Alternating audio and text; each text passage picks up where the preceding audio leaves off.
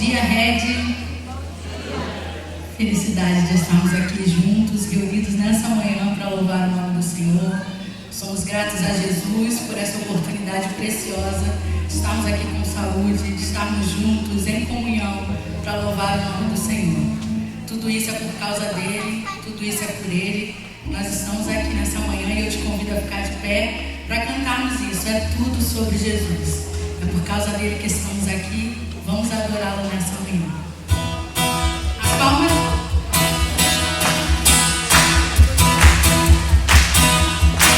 Vamos cantar bem alto, vamos cantar juntos, adorando ao Senhor.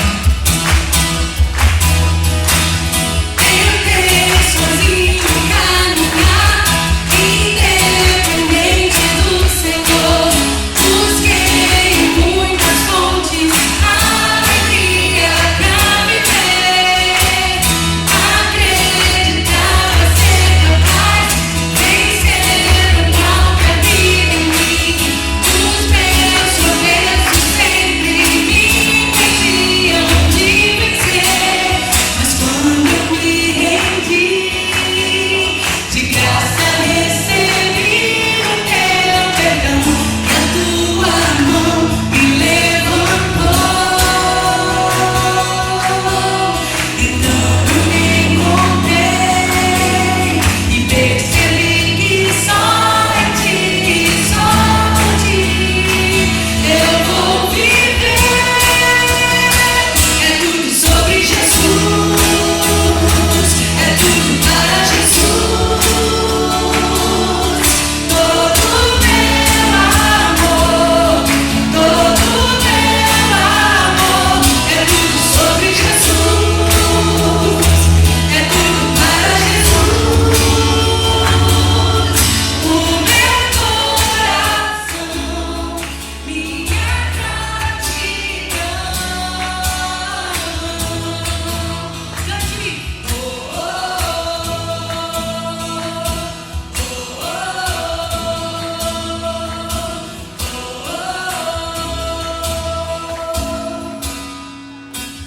Tentei sozinho caminhar, independente do Senhor. Busquei em muitas fontes alegria pra viver. Acreditava ser capaz vencer o mal que habita em mim. Os meus tropeços sempre me impediam de vencer.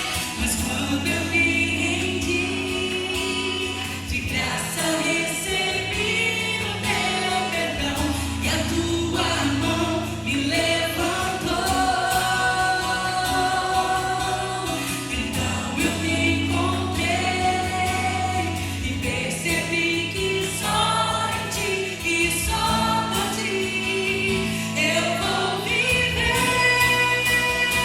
É tudo sobre Jesus, é tudo para Jesus. Diga a ele: todo meu amor é teu, Senhor. Todo meu amor, todo meu amor, é tudo sobre Jesus, é tudo para Jesus.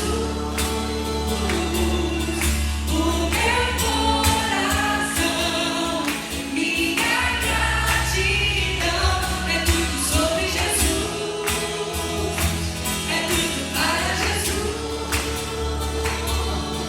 Todo meu amor, todo meu amor, é tudo sobre Jesus, é tudo para Jesus.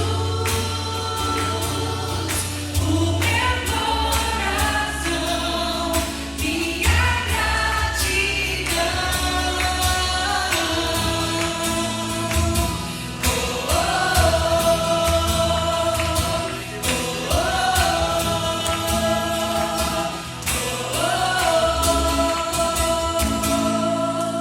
Aleluia! Aplauda ele, porque é para ele, é para a tua honra, é para a tua glória, é para o teu louvor, Senhor. Oh, Jesus, o teu nome é poderoso, o teu nome é santo. Existe um nome que está acima de todo nome, e um dia todo joelho se dobrará e toda língua confessará que o teu nome é santo, que Tu és o Senhor. Mas nós nessa manhã, Jesus, nós declaramos que o Senhor reina sobre a nossa vida, que Tu és Deus sobre a nossa vida. Os nossos joelhos, Senhor, se dobram nessa manhã. Nós nos rendemos a Ti nessa manhã, em adoração, em louvor, para dizer que Tu és santo, que Teu é o domínio. Tu és poderoso, Senhor. Tu és aquele que reina sobre nós. Que as nossas escolhas, que as nossas decisões reflitam o Deus que é soberano sobre a nossa vida. Tu és Jesus, Tu és Deus, e nós Te adoramos aqui nessa manhã, Senhor.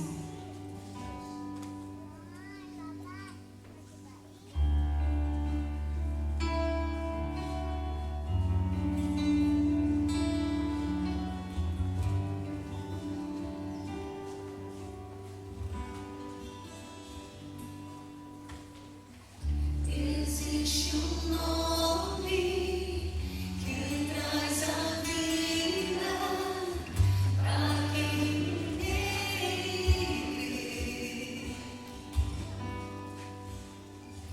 Existe um nome que traz a cura para quem o clama.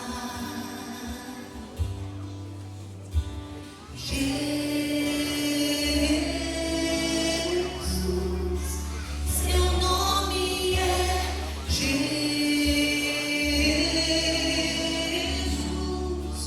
incomparável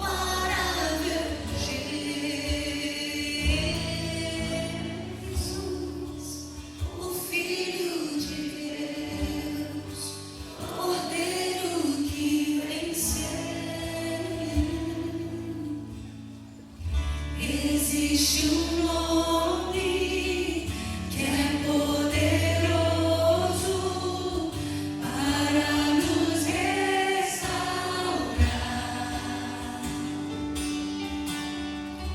e esse nome que é sobre todos está neste lugar.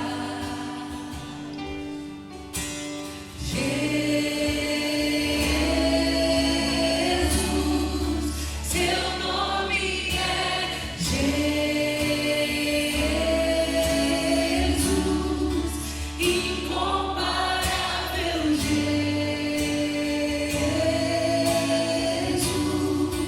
o Filho de Deus, Cordeiro que venceu. Seu nome é maravilhoso, Conselheiro, Deus forte, Príncipe da paz, pra sempre Tu reinas. Seu nome é maravilhoso, Conselheiro, Deus forte, Príncipe da paz, pra sempre Tu reinas. Declare esse nome, Jesus.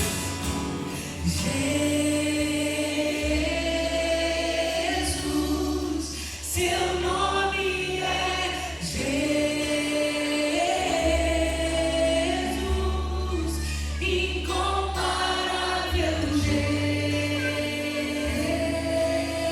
Jesus, o Filho de Deus, Cordeiro que venceu.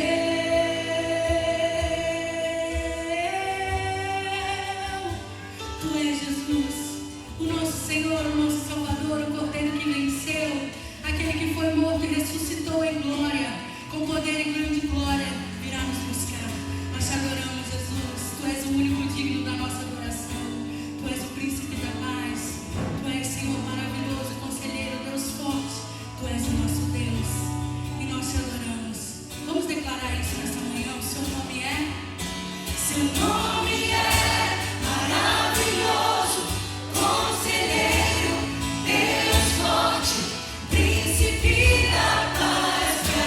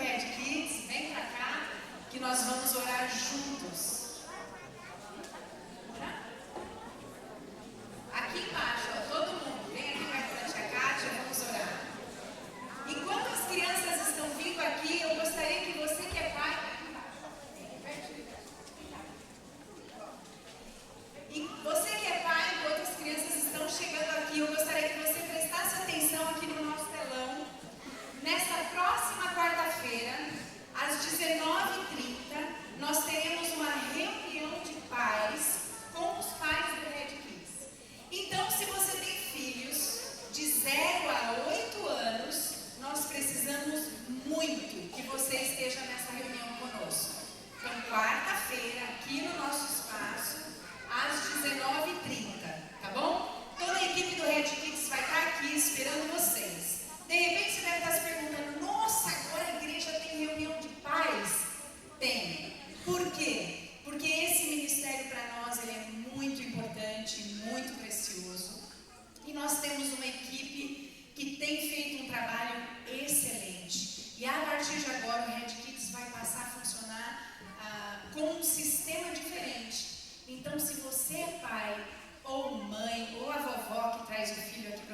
Kids, você precisa estar nessa reunião conosco por conta das informações especiais que vocês vão receber.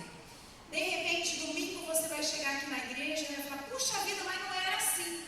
Aí não era mesmo, porque na quarta-feira nós vamos contar para vocês quais algumas mudanças especiais que a equipe de coordenação do Red Kids tem feito. E essas mudanças já começam a partir do próximo domingo.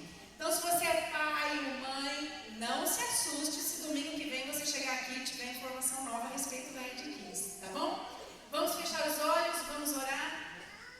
Você que é pai, você que é mãe, eu gostaria que você estendesse suas mãos para as nossas crianças nessa manhã, pedindo que o Senhor as guarde, as proteja, as abençoe. E eu gostaria que você também entendesse que é a sua responsabilidade pregar o Evangelho aos seus pequeninos. Então vamos orar. Senhor, nós te agradecemos, ó Deus, nessa manhã e clamamos ao Senhor que o Senhor cuide das nossas crianças ali no espaço do Red Kids. Que o Senhor capacite cada professor, cada tio, cada tia que vai estar ali, ó Deus. Que a tua palavra seja pregada, que o teu evangelho seja anunciado e que as nossas crianças sejam preparadas poderosamente para lidar com esse mundo, Senhor. Por favor, abre os nossos olhos, abre os olhos de pais e de mães quanto à responsabilidade de cuidar desses pequenos da maneira que te agrada. Louvado e engrandecido seja o teu nome, ó Pai, por estarmos aqui, por essa igreja e pelo teu povo que se reúne. Obrigado, Senhor, em nome de Jesus. Amém, amém e amém. Podem ir para a sala, Deus abençoe.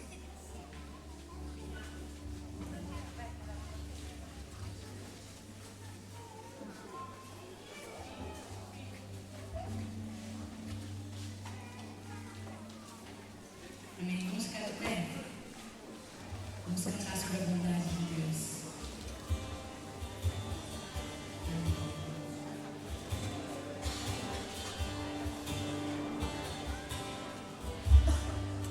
Te amo, Deus, tua graça nunca falha. Todos os dias eu estou em tuas mãos. Desde quando me levanto até me deitar, eu cantarei da bondade de Deus. És fiel em todo tempo, em todo tempo tu és tão bom. Com todo o fôlego que tenho, eu cantarei da bondade de Deus. Tua doce voz que me guia em meio ao fogo, na escuridão, tua presença me conforta. Eu sei que és meu Pai, que amigo és. Eu vivo na bondade de Deus. Você pode dizer isso a Ele, tu és fiel. És fiel em todo tempo,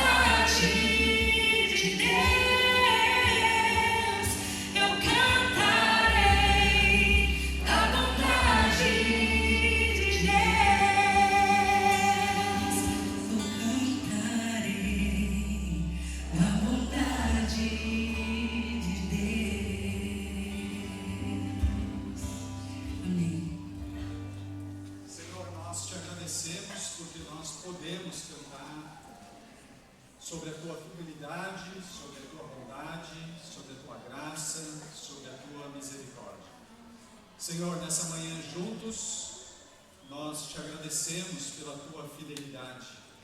Muito obrigado porque tu és fiel, fiel em todo tempo. Obrigado porque a tua fidelidade, ela nos alcança. E obrigado porque na tua fidelidade nós nos encontramos seguros. Que essa seja uma manhã onde a gente continue percebendo da tua fidelidade em todo tempo. Nós te pedimos isso e agradecemos em nome de Jesus. Amém. Pode se assentar, queridos. Bom dia. Nós estamos... Esse é o terceiro domingo onde nós estamos meditando e falando sobre o livro de Ruth. Superação. Como Deus ele nos ajuda a dependermos dele na totalidade da vida.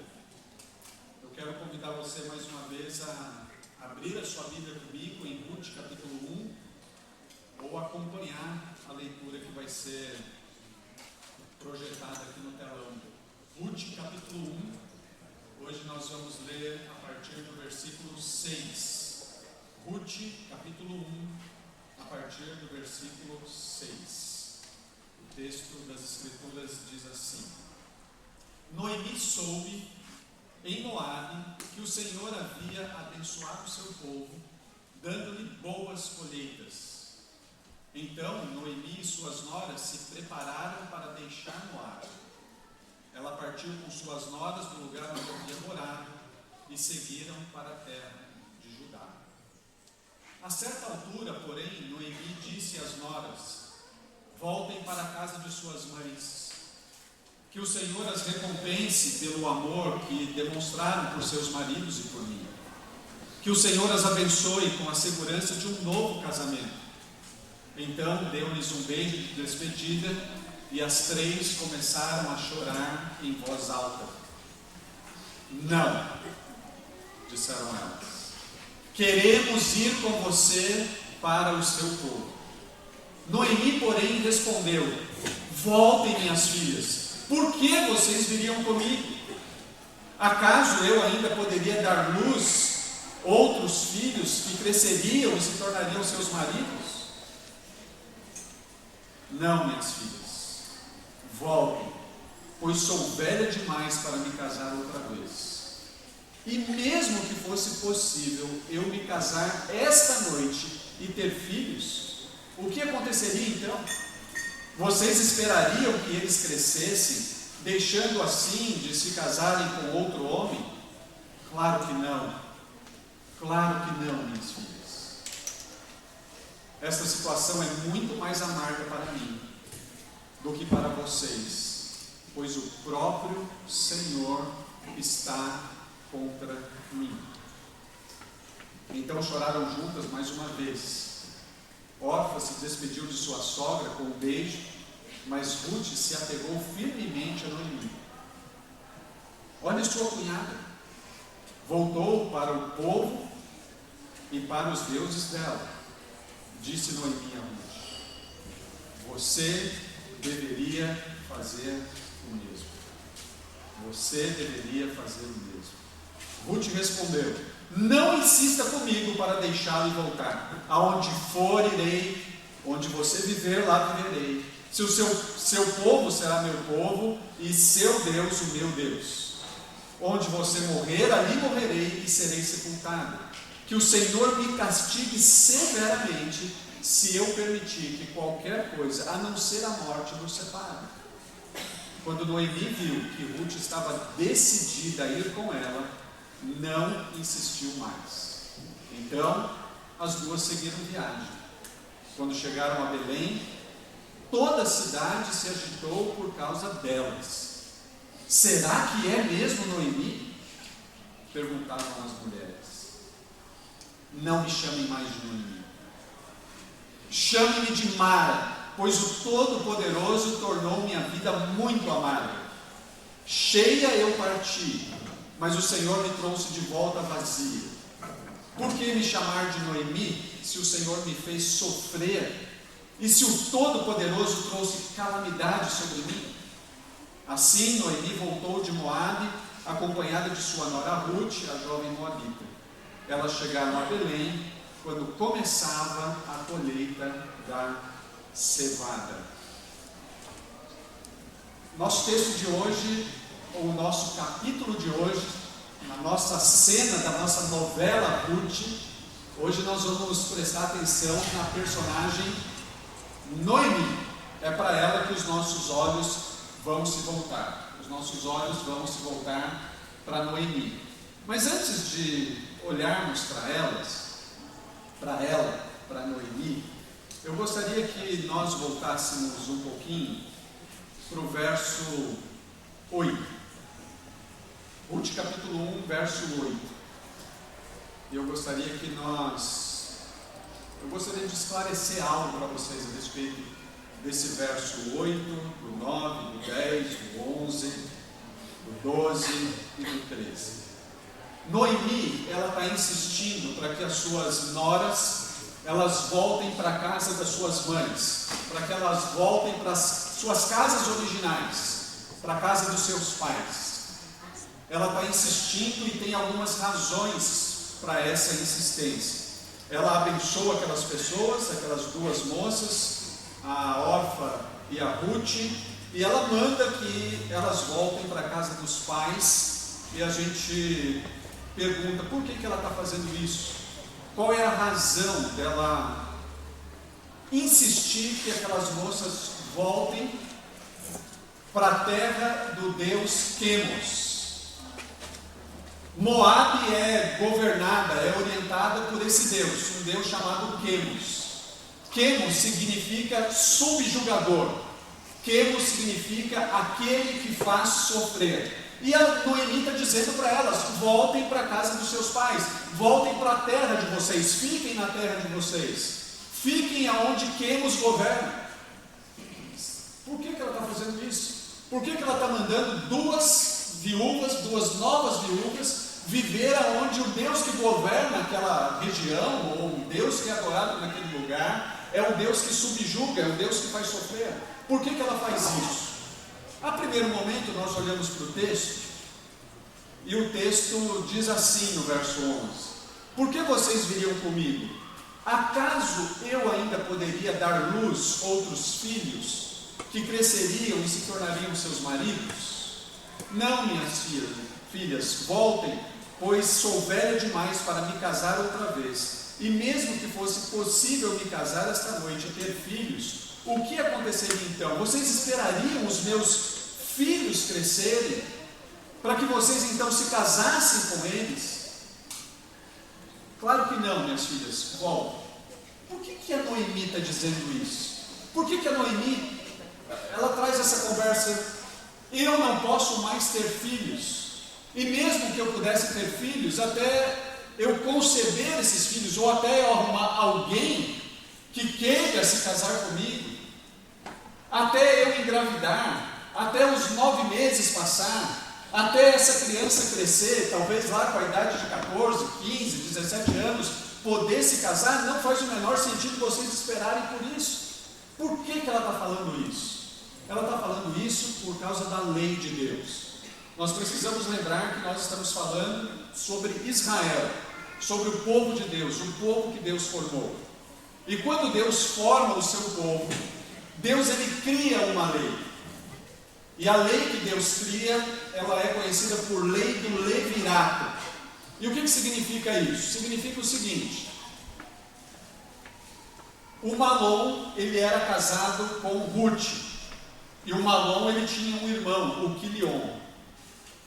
Se Malom morre, Quilion, o irmão de Malom, era responsável por assumir Ruth como sua esposa. Ele era responsável por engravidar Ruth. E o primeiro filho desse relacionamento seria o herdeiro de Malom. Isso é a lei do levirato. Mas que lei mais esquisita, que doideira é essa? Para que Deus está fazendo um negócio desse? Que confusão é essa? Deus está fazendo isso para que uma descendência nunca acabe, nunca termine. Aí você pensa assim, mas isso vale para nós? É claro que não. Porque nós não somos Israel, nós não somos aquele povo original, nós não vivemos debaixo dessa lei. Mas nesse momento, Era isso que deveria acontecer. Só que qual é o problema? Tanto o Malom quanto o Quilion, eles morrem. Não tem mais filhos. Não tem alguém que consiga agora manter o nome da família de Elimeleque vivo. Esse nome está sendo riscado de toda a história. Não terá mais a descendência do Elimeleque, não terá mais a descendência do Malom, não terá mais a descendência do Quilion. Então Noemi está dizendo para Ruth e para Orfa o seguinte: sigam a vida de vocês. Tudo acabou. Tudo acabou. É estranho essa história, mas mais estranho ainda é Noemi sugerir que Orfa e Ruth pode encontrar descanso em Moabe. Isso é o mais estranho de todas as coisas. Mais estranho é Noemi sugerir que se elas voltarem para a casa da sua mãe ou das mães, elas vão conseguir descansar de toda a dor, de todo o sofrimento. Elas vão conseguir algo que elas não estão conseguindo no Deus de Israel.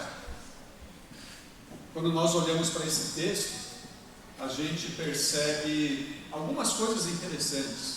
A gente percebe que a Noemi, ela tem uma preocupação que é fruto da lei de Deus, sem dúvida nenhuma. Mas mais do que isso, a gente percebe que Noemi, ela está migrando da doçura para o amargor. Lembra que nos episódios anteriores eu disse para vocês que cada nome tem um significado. E o significado do nome Noemi é exatamente esse: doçura. Mas Noemi agora não é mais doce. Noemi agora é amarga. Noemi, ela está migrando da doçura para a amargura. Noemi agora, ela está experimentando de toda a dor. Ela está experimentando talvez de ressentimento, de raiva. Talvez ela esteja experimentando do ódio. Noemi sugere para Orfa, sugere para Ruth que elas podem encontrar em Moabe descanso. Elas podem encontrar em Moabe significado. E por que ela está fazendo isso? Porque ela está decepcionada com Deus. Ela está chateada com Deus. Ela está amargurada com Deus. Ela poderia ter dito: vamos embora, vamos para Judá. Em Judá tem um Deus que cuida de todas as coisas. Em Judá tem o Senhor dos Senhores. Em Judá tem aquele que dá o pão.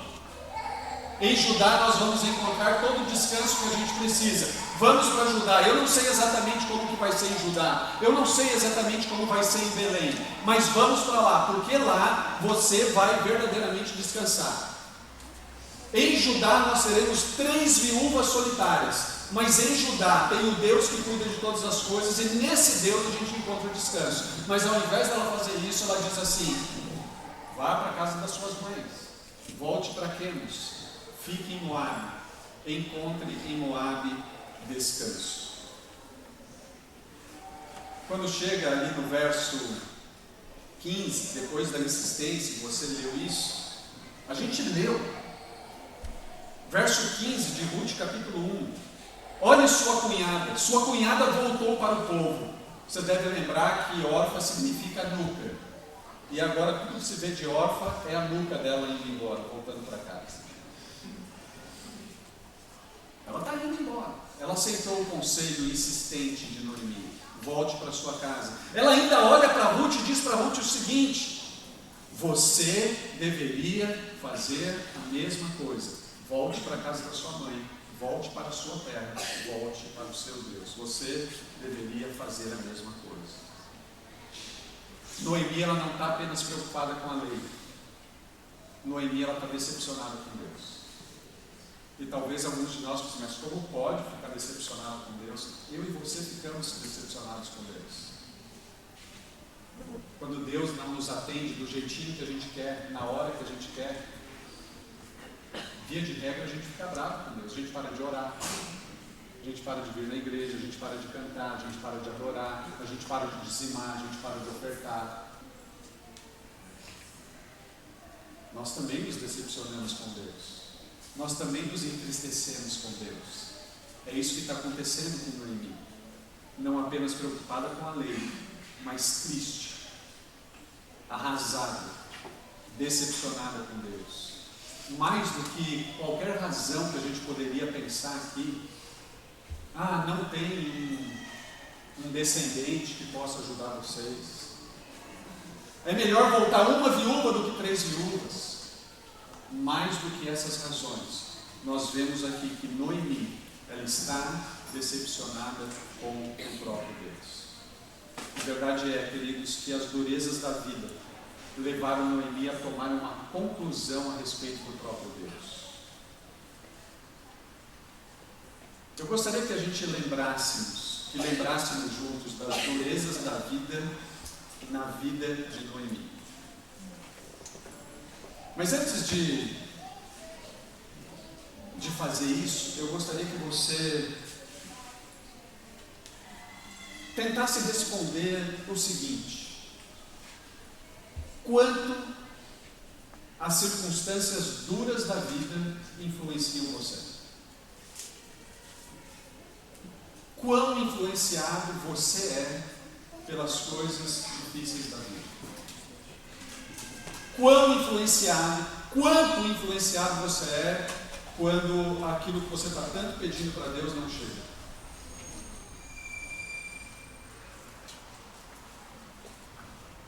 Quão amargurado você fica quando, mesmo fazendo tudo certo, a vida parece dar errado? Quanto as circunstâncias duras da vida influenciam você? Vamos ver, vamos lembrar aqui da situação de Noemi. Lá em Ruth capítulo 1, versículo 1, o texto diz assim: nos dias em que os juízes governavam Israel, houve grande fome na terra. Grande fome na terra é uma circunstância.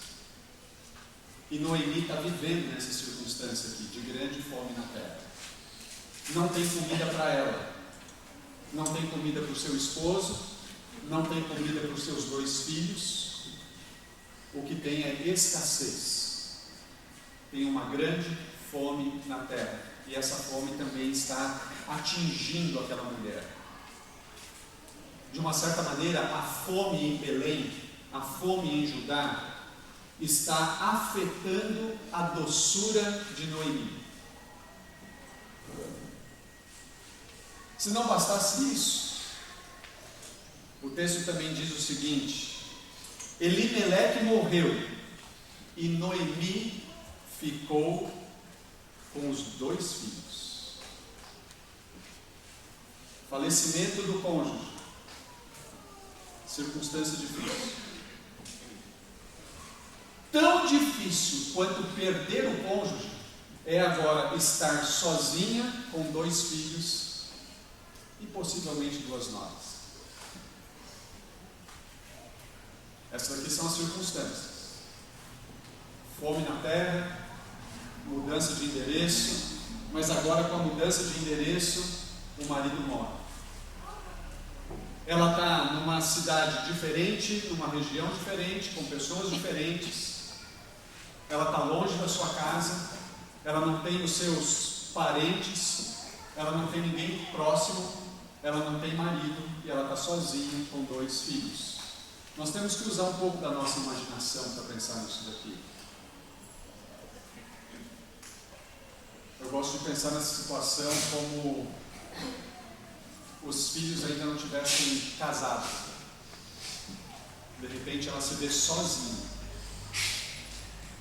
Uma mãe com 2 filhos. É ou não é uma situação difícil? É indiscutível. Belém afeta a doçura de Noemi, mas Moabe também afeta a doçura dela. ela está deixando de ser doce, ela está se tornando amarga, porque as circunstâncias que estão cercando aquela mulher são circunstâncias difíceis. Mas eu e você sabemos que essas não são as únicas circunstâncias. A terceira circunstância na vida dessa mulher é Malom e Quilion também morreram. Noemi ficou sozinha, sem 2 filhos e sem um marido. Percebam? Tem fome em Belém, afeta a doçura de Noemi. Morte do cônjuge, sozinha com 2 filhos, afeta a doçura de Noemi. Mas agora, ela não apenas é viúva, mas ela é uma mãe que perdeu os seus filhos.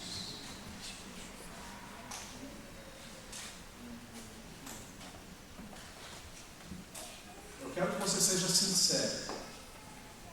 Você olha para esses 3 quadros. Qual é a conclusão que você tem a respeito de Deus?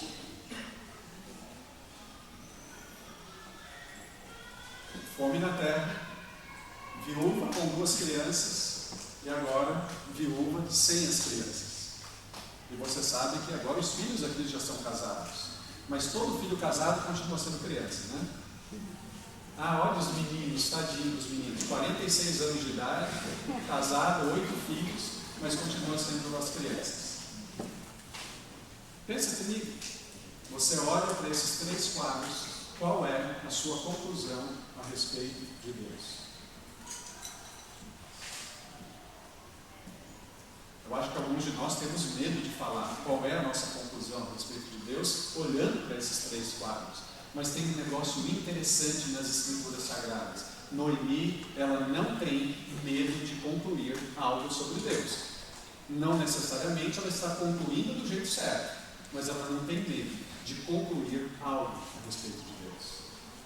A conclusão dessa mulher é a seguinte: esta situação é muito mais amarga para mim do que para vocês, pois o próprio Senhor está contra mim. Essa é a conclusão dela. Uma vez que não tem comida na terra, uma vez que eu perco meu marido, fico sozinho com os meus filhos, agora eu perco os meus filhos, a conclusão que eu chego é a seguinte: o próprio Senhor está contra mim. Essa é a conclusão que essa mulher chega. Deus é contra mim, Deus não está mais a meu favor, ela está sendo influenciada pelas circunstâncias, pelas duras circunstâncias da vida, ela chega a essa conclusão. Irmãos, irmãs, amigos, eu gostaria que nós entendêssemos algo juntos. Quando nós concluímos, ou quando nós decidimos que Deus está contra nós, geralmente nós perdemos a esperança, e é essa a conclusão que ela está chegando: Deus é contra mim. Irmãos, irmãs, se Deus é contra você, que esperança há? Você pode pensar assim: meu marido é contra mim. Fica tranquilo, há esperança para você. Minha esposa é contra mim. Pode ficar descansado, tem esperança para você. Meu patrão é contra mim. Fica mais tranquilo ainda, porque há esperança para você. Meu filho é contra mim. Fica sossegado. Meu pai é contra mim, pode ficar tranquilo. Mas e se a gente diz assim: Deus é contra mim? Você está perdido. Todos estamos perdidos. Se Deus é contra nós, o que resta é o desespero. Quando nós decidimos, quando nós concluímos que Deus está contra nós, geralmente nós exageramos na falta de esperança. E é assim que a gente olha para Noemi. Só que mais, quando a gente chega a essa conclusão de que Deus está contra nós, de que Deus está contra alguém, nós nos tornamos amargos. Pessoas amargas são pessoas que acreditam que Deus é contra elas. Pessoas amargas acreditam que Deus é contra elas. Pessoas amargas não conseguem ver raios de esperança entrando. Certamente você já viu, a nossa cidade é uma cidade com paisagens maravilhosas. Quantos de vocês já viram aqui, num dia nublado, depois de uma chuva, a nuvem está lá escura, mas por trás das nuvens saem os raios de sol? Alguém já viu uma paisagem assim? Às vezes nós estamos tão amargurados que a gente não consegue ver os raios saindo por trás das nuvens. É assim que Noemi está. Ela não consegue ver. Noemi, ela chega à conclusão: Deus é contra mim. Uma pena que nos dias de Noemi ainda não tem Romanos capítulo 8. Porque lá em Romanos capítulo 8, o texto bíblico diz assim, verso 31 e 32, eu gostaria que você abrisse a sua Bíblia comigo. Romanos capítulo 8, versículo 31 e 32. O texto diz: que podemos dizer diante de coisas tão maravilhosas? Romanos 8, 31 e 32. O que podemos dizer de coisas tão maravilhosas? Se Deus é por nós, quem será contra nós? Deus é por nós. E a grande prova de que Deus é por nós é o fato de que Ele entregou o seu Filho em nosso favor. E é isso que Paulo vai dizer aqui. Ele não poupou nem mesmo o seu próprio Filho, mas o entregou por todos nós. Jesus Cristo é a prova de que Deus é por nós. Por mais difíceis que sejam as circunstâncias, a gente não pode chegar a essa conclusão de que Deus está contra nós. Por quê? Porque Ele é por nós. E a prova de que Ele é por nós é porque Ele nos deu o seu próprio Filho. Mas, gente, as coisas não estão bem para Noemi. A doçura de Noemi foi verdadeiramente afetada. Assim como a nossa doçura também pode ser afetada ao longo do tempo, ao longo que nós vamos experimentando coisas difíceis da vida. No verso 20, no capítulo 1, verso 20, Noemi diz assim: eu quero trocar meu nome. É ela quem troca o nome dela. Não é Deus que troca o nome dela como Deus costuma fazer, mas ela troca o nome dela. Não me chame mais de Noemi, porque quando você me chama de Noemi, tudo que eu ouço é doçura, vem cá, amor.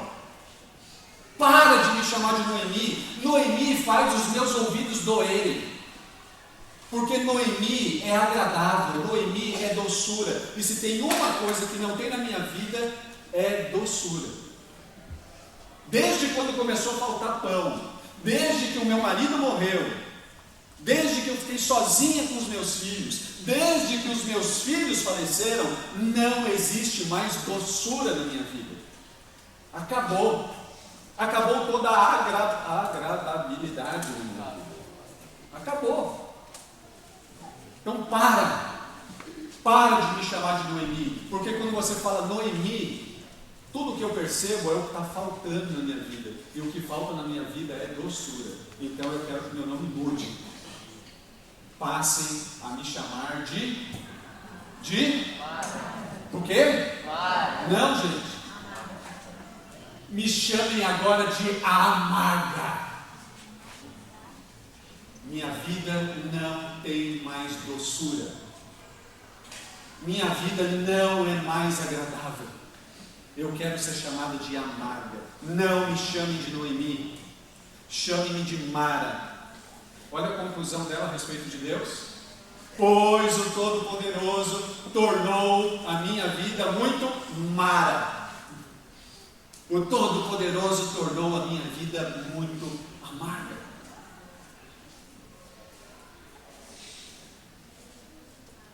Percebem que Noemi, ela tem conclusões parcialmente corretas a respeito de Deus. Ela sabe algumas coisas muito importantes a respeito de Deus, mas conclusões parciais apenas acentuam o amargor da nossa vida.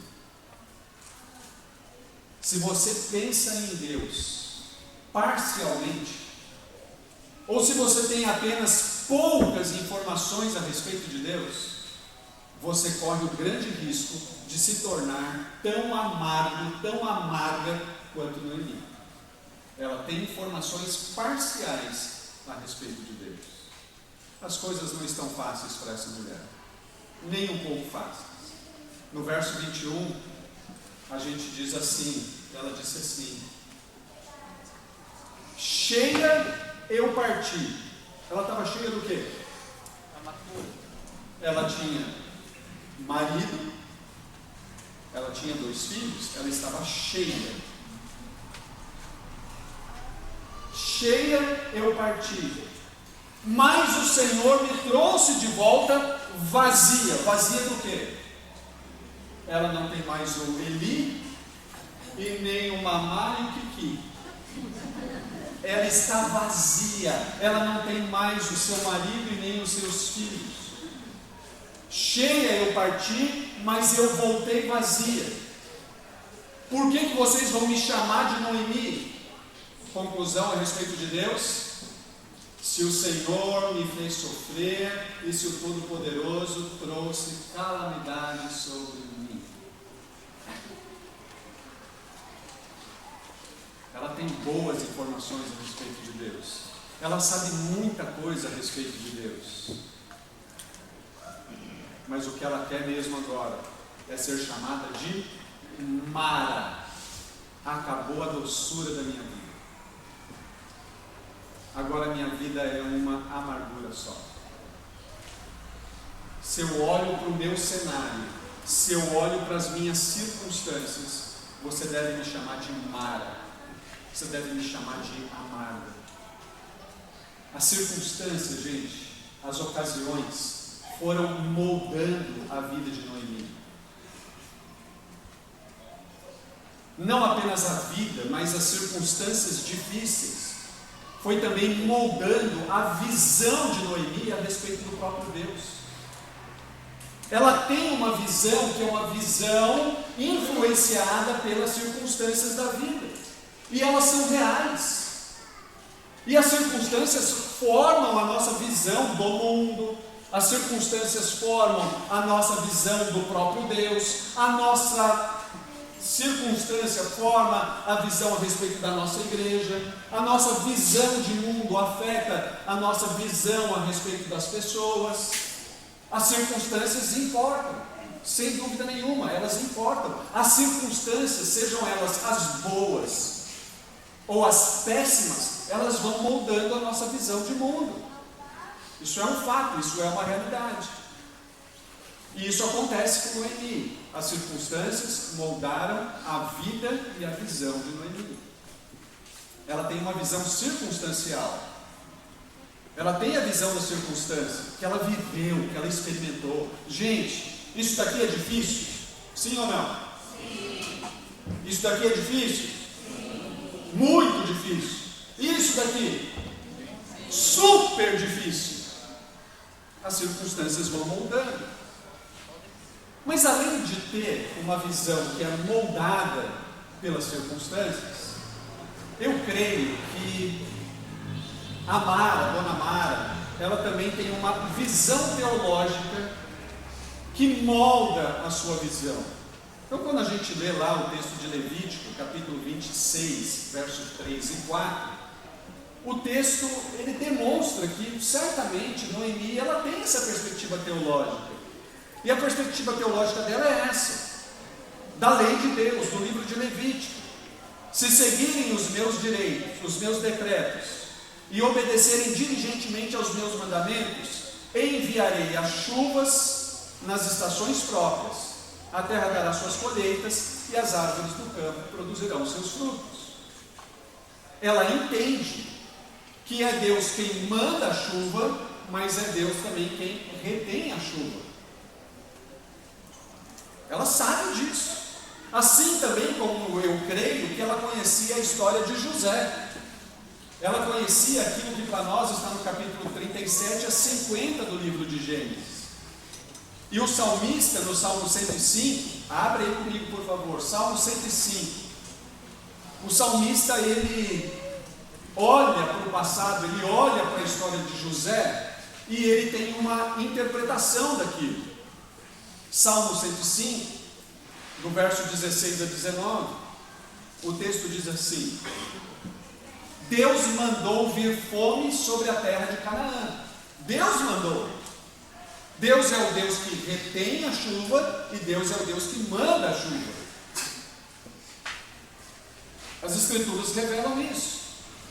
O texto diz, Salmo 105,16: Deus cortou a provisão de alimento. É Deus quem manda a comida e é Deus quem segura a comida. Então ele enviou um homem adiante deles, José, que foi vendido como escravo. Feriram seus pés com correntes e com ferros prenderam seu pescoço. Atenção agora para o verso 19.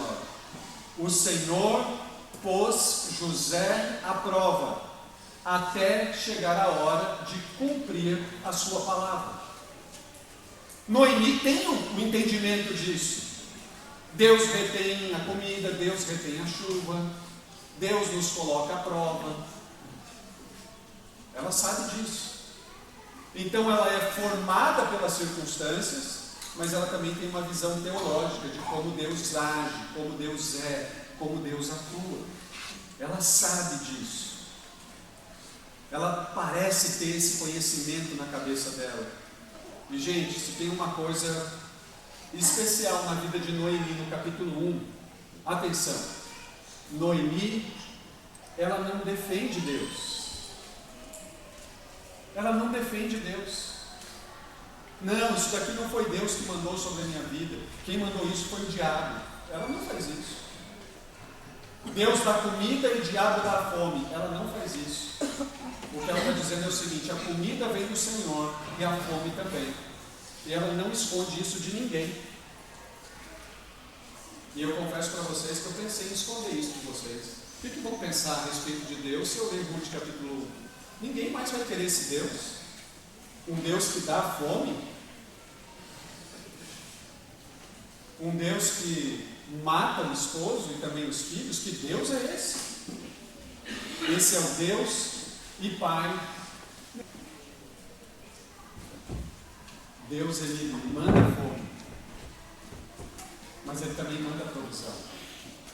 E por mais estranho que isso seja, que Deus é esse? Esse é o Deus e Pai do nosso Senhor Jesus Cristo. Esse é o Deus que não poupou o seu Filho. Ele entregou o único Filho dele por nós. Ele entregou o único Filho dele por nós. É esse o Deus que manda a fome, a morte. Esse é o Deus e Pai do nosso Senhor Jesus Cristo. Nós não deveríamos nos assustar com esse Deus. Noemi não tem medo de afirmar a soberania de Deus. E com Noemi nós aprendemos o seguinte: nós aprendemos que Deus existe, nós aprendemos que Deus é soberano.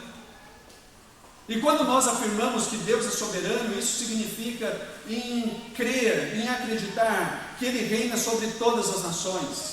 Ele reina sobre o voo dos pássaros. Nenhum pássaro cai do céu sem que Ele ordene. Ele manda a chuva, Ele retém a chuva. Ele dá a vida, Ele também tira a vida. Ele governa o rolar dos dados. A sorte é lançada, mas é Deus quem dá a resposta. Ele remove reis, Ele estabelece reis. Com Ruth, com o livro de Ruth, com Noemi, nós aprendemos exatamente isso. Deus é a realidade que abarca tudo, abraça tudo, permeia tudo, governa tudo. Deus é essa realidade. Mas com Noemi nós também aprendemos: Deus existe, Deus é soberano, mas Deus aflige. É isso que ela está dizendo nas suas conclusões. Em outras palavras, e aí vem a conclusão parcial de Ruth, de Noemi, é a seguinte: Deus é real. Ela crê no Senhor. Deus é grande, Deus é o Todo-Poderoso, mas Deus não é bom. É essa a conclusão dela. Deus é grande, Deus é soberano, mas Deus não é bom. E isso é informação parcial a respeito de Deus. Deus é bom. E Deus é sempre bom. Deus é bom. E Deus é sempre bom. É essa virada que a Noemi não consegue dar. As circunstâncias influenciaram, de tal maneira a vida dessa mulher que ela não consegue perceber a bondade de Deus. Ela não consegue perceber nada a respeito desse caráter doce da pessoa de Deus. O que ela consegue perceber é a sua grandeza, o Todo-Poderoso, a sua majestade, mas ela não consegue perceber a sua bondade. Então a pergunta que eu faço para nós nessa manhã: como é que a gente pode permitir para que as circunstâncias não nos influenciem? O que nós podemos fazer para que as circunstâncias não nos influenciem? Talvez a gente possa olhar para o livro de Ruth, para Noemi, e pensar assim: isso daí está acontecendo porque Noemi foi uma mulher ruim. Não, o texto não diz isso. A gente pode olhar para o texto e pensar assim: isso está acontecendo com ela porque ela esconde um pecado terrível. Não, o texto não diz que ela esconde um pecado terrível.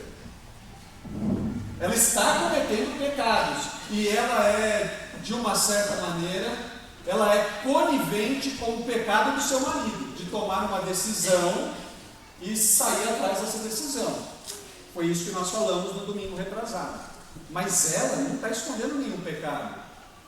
Gente, o que nós precisamos entender juntos é que não se trata de Noemi, não se trata do Denis, não se trata de você, se trata do que Deus está fazendo. A gente precisa olhar assim. Não se trata de Noemi, não se trata de como ela é, do que ela é, não se trata de nada disso. Se trata de que Deus está redimindo todas as coisas. Deus tem um plano e esse plano será perfeitamente executado. Esse é um dos principais propósitos do livro de Ruth. Demonstrar essa soberania de Deus, destacar essa soberania de Deus. E quando a gente está falando sobre soberania de Deus, nós precisamos entender que as calamidades, as tristezas, estão sob o controle da providência de Deus.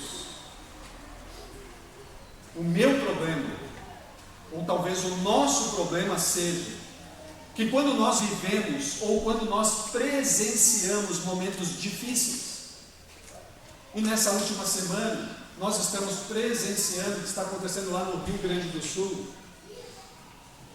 Quando nós presenciamos isso, ou quando nós vivemos isso, a gente toma isso como a palavra final da história. A gente olha para essas situações duras e a gente fixa isso como o último capítulo da vida. Mas a gente não pode fazer isso. Porque quando a gente fixa a nossa vida, a minha vida se resume a... Nós estamos dizendo assim, nós somos seres estáticos. E não, nós somos seres em movimento. Nós estamos nos movimentando. Mas se a gente fixar, a minha vida, ela é o resultado da morte dos meus filhos, não tem mais esperança. A minha vida é o resultado do meu desemprego. Se você fixar isso, e resumir e concluir a sua vida a partir do desemprego, a minha vida é o resultado do meu divórcio. Plantou isso. E se você começar a perceber a sua vida, você não vai muito longe. Nós não somos seres estáticos, plantados. Nós estamos em movimento. E uma vez que nós estamos em movimento, as coisas mudam completamente. As coisas mudam.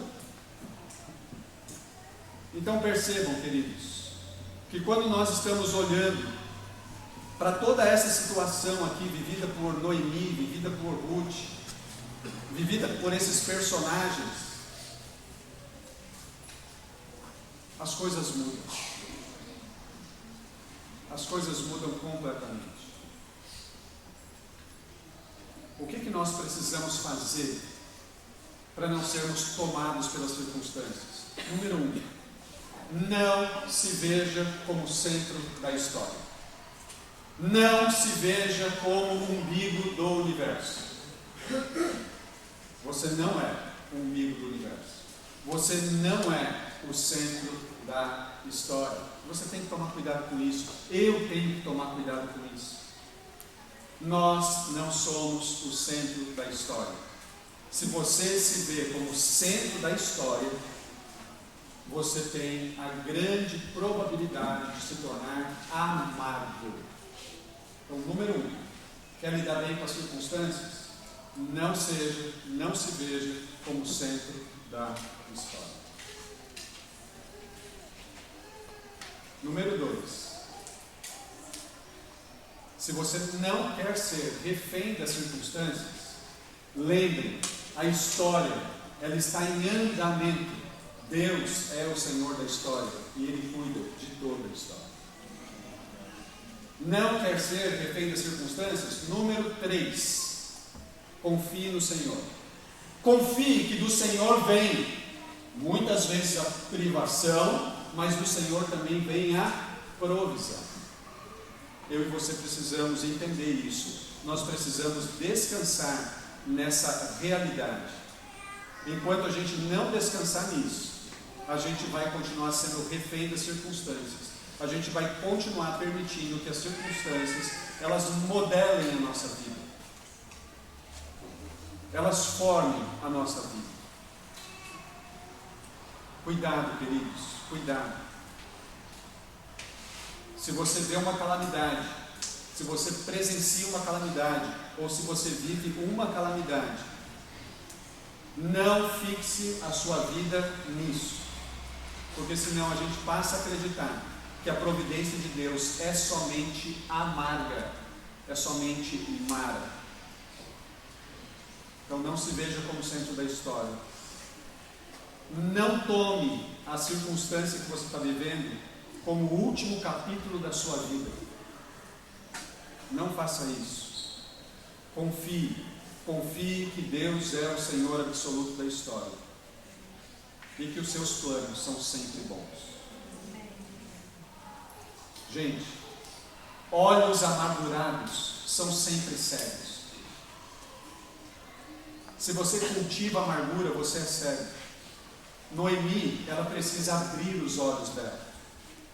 Para se livrar da amargura, ela precisa abrir os olhos dela. E eu termino aqui rapidamente mostrando para vocês de que maneira ela tem que abrir os seus olhos. Em Ruth capítulo 1, verso 6, o texto já diz: ela soube que Deus estava trazendo provisão novamente para Belém, para Judá. Deus começou a agir agora, abençoando o povo, dando-lhes colheitas. É Deus quem está fazendo isso. No capítulo 1, no verso 16, essa daqui é a parte mais linda da história. Ruth, ela decide voltar com a Noemi. Para mim, queridos, ela só volta porque Deus a constrange a voltar. O mais fácil para Ruth é continuar em Moab, onde ela conhece todo mundo. Ela tem o WhatsApp de todo mundo, ela é seguida por 15.000 pessoas. Era mais fácil, mas Deus a constrange. Noemi precisa abrir os olhos para isso. Ela não voltou de mão vazia. Ela voltou com uma nora em pranto. Ela voltou com Ruth. Em terceiro lugar, no capítulo 1, no verso 22, o texto diz assim: eles chegaram a Belém quando começava a colheita da cevada. Chegou na época da fartura, e é essa fartura que vai fazer diferença no próximo capítulo. Termino. Noemi, ela está tão amarga pela dura providência de Deus, que ela não consegue enxergar a misericórdia divina trabalhando em sua vida. Ela não consegue ver que tem colheita lá em Belém, que Ruth está com ela e de que a época é boa. Por que ela não vê? Porque a amargura cega. Quero ler uma carta aqui para vocês. Em 4 de julho de 1995, meu filho, com múltiplas deficiências, entrou no mundo e minha vida desmoronou-se sobre mim. E tão logo incluiria profunda e intensa amargura para com Deus. Eu jamais neguei a existência e o poder de Deus. Eu só concluí que Deus era mesquinho e inconstante. Mas começou também a obra de Deus de criar um afeto por Ele e pela suficiência de Cristo. Muitas vezes eu sou surpreendido ao olhar para trás, porque agora posso louvar a Deus por sua bondade em dar a meu filho o autismo e a cegueira. Nada disso aconteceu de maneira fácil ou por acidente. Por isso eu posso ressaltar então 5 coisas específicas que Deus fez na minha vida. Número 1, meus pastores nunca vacilaram em trazer-me mensagens de esperança e certeza absoluta da soberania e bondade de Deus, até mesmo quando eu os empurrava para longe. Número 2, pessoas fiéis da nossa igreja se recusaram a nos deixar e nos amaram com ternura, graciosa e firme, mesmo quando eu tinha abandonado tudo na igreja, a escola bíblica dominical, os grupos pequenos e todo motivo de comunhão. Número 3, meu pai foi a primeira pessoa a me ajudar a enxergar e a compreender o valor inerente do meu filho como criação de um Deus bondoso e amoroso. Número 4, agradeço a Deus por minha esposa, mulher de aço, que me ama e ama nossos 4 filhos. Número 5, agradeço pela soberania de Deus, conforme revelado em sua palavra. Deus usa as palavras da Bíblia, entre muitas coisas, para criar anseios que eu não possuía e fazer bater um coração que esteve morto quando eu era incapaz de ver a beleza, a suficiência e a majestade de Jesus Cristo e sua cruz. É muito difícil viver com um menino, agora adolescente, que sempre será dependente de alguém. É muito difícil viver com a luta contínua da minha esposa com câncer metastático. Deus não está apenas me sustentando, Deus também está revelando mais da sua bondade, por ser Ele soberano sobre todas as coisas, para a sua glória e para o meu bem. Queridos irmãos e irmãs, se as circunstâncias, se nós permitirmos que apenas as circunstâncias moldem a nossa visão de mundo, ela vai ser muito restrita, muito limitada. Se a gente permitir que apenas a nossa teologia forme a nossa visão de mundo, a nossa visão de mundo vai ser completamente limitada. O que a gente precisa é olhar para aquilo que Deus fez por nós em Cristo Jesus e confiarmos que Ele é o Senhor da história. Ele governa tudo, Ele governa todos. A realidade de Deus nos abala. A realidade de Deus nos prende. Amém? Salmo 37, 34, verso 19 diz: o justo enfrenta muitas dificuldades, mas o Senhor o livra de todas elas. Talvez você esteja aqui enfrentando dificuldades não semelhantes às dificuldades de Noemi, mas algum tipo de dificuldade. E talvez você tenha vindo aqui nessa manhã para ouvir o seguinte: você não pode fixar a sua vida apenas nas circunstâncias que você está vivendo hoje. Se você fizer isso, talvez você se torne a pessoa mais amada de Macaé. O que eu e você precisamos é fixar nossa vida em Cristo, porque nele há toda esperança. Vamos orar?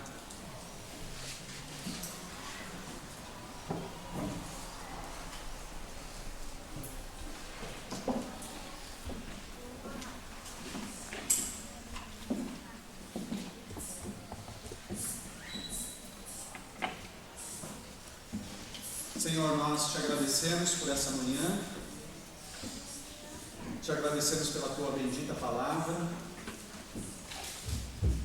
e Senhor, nós reconhecemos mesmo, que nós somos muito suscetíveis a permitir que as circunstâncias moldem a nossa visão da história e a nossa visão até mesmo a teu respeito. Então eu quero pedir a Ti, em nome de Jesus, que o Senhor nos ajude a confiarmos em Ti, que o Senhor nos ajude a confiarmos na Tua soberania, na Tua doce, bela e magnífica providência sobre todas as coisas. Senhor, nós cantamos aqui que o Senhor é soberano, e eu quero pedir que o Senhor abra os nossos olhos para que nós confiemos de verdade na Tua soberania, de que algumas vezes o Senhor retém, outras vezes o Senhor derrama bênçãos sobre nós. Senhor, por favor, nos ajude a sermos fiéis a Ti. Nos ajude a sermos fiéis a Ti.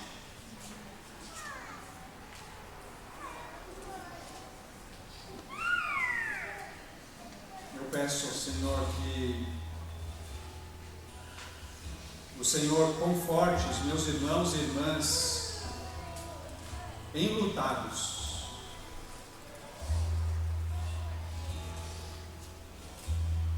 que o luto deles contribua para que eles vejam a Tua face. Senhor, eu também quero pedir a Ti pelos meus irmãos e irmãs que foram abandonados. E eu suplico a Ti, em nome de Jesus, que o abandono contribua para que eles vejam a Tua face.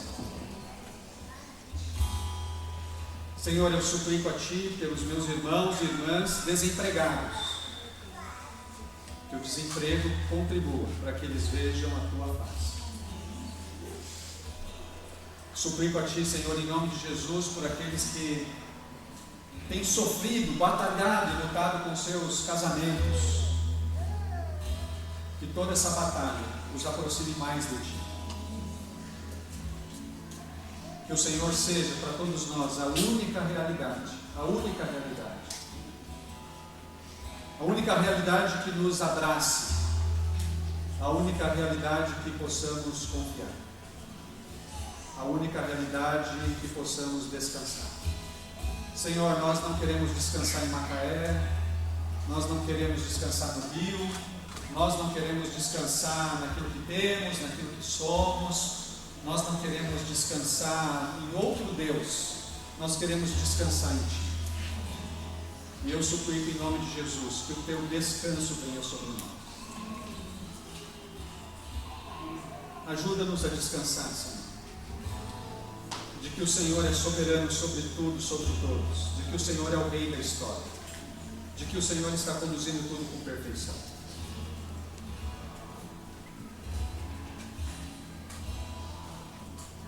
Meu irmão, minha irmã, se isso está fazendo algum sentido para você, antes da gente terminar, eu quero orar por você. Fique de pé. Se você precisa de algo do Senhor nessa manhã, se Deus está falando com você, eu quero orar por você nessa manhã.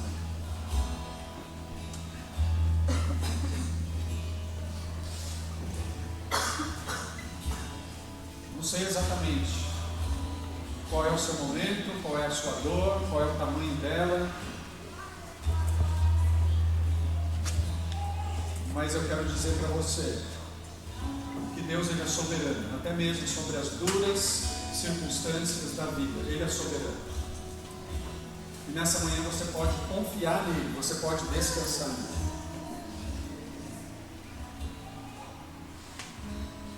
Talvez você tenha vindo aqui nessa manhã apenas para ouvir isso. Você pode descansar em Deus. Não tem descanso para você no casamento. Não tem descanso para você no trabalho. Não tem descanso para você em nenhum outro lugar fora de Deus. Você pode descansar nele.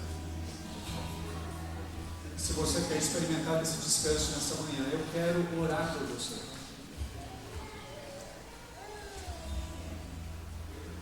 Senhor, o Senhor conhece cada uma dessas pessoas que estão de pé. Assim como eu as vejo aqui de cima, o Senhor as vê do céu. Como eu peço a Ti, Deus, que o Senhor as alcance, que o Senhor fale ao coração delas. Senhor, abra os ouvidos, abra os olhos, abra o coração de cada uma dessas pessoas.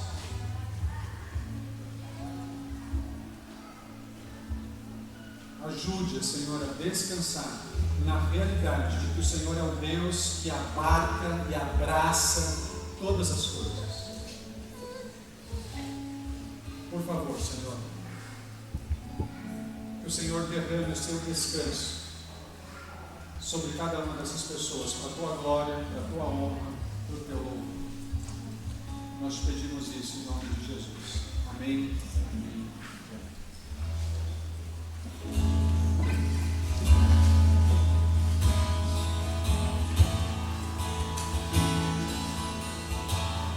Fique de pé.